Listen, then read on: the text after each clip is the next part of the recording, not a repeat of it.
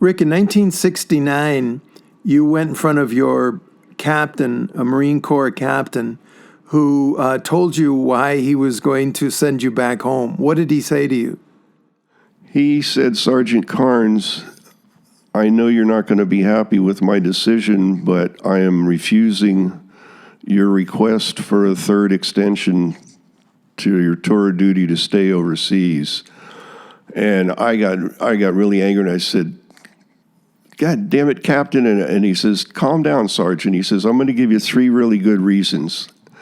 He says, number 1, you hardly speak English anymore. You speak a mixture of pidgin Vietnamese and military jargon and broken English.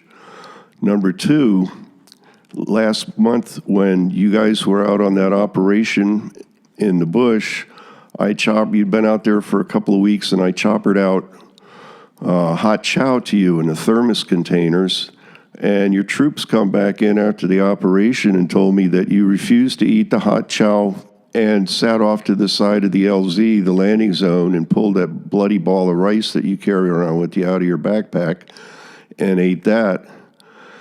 And number 3, Sergeant Carnes, you're squatting and there's furniture in the room. He says, you did your best, son. You're a great Marine, but we think it's time you go back to the States and take a break.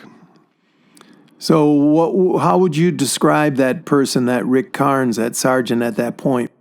I came to understand later through the psychotherapy I went through at the VA and the vet center, what had happened to me is I became inculturated to the war.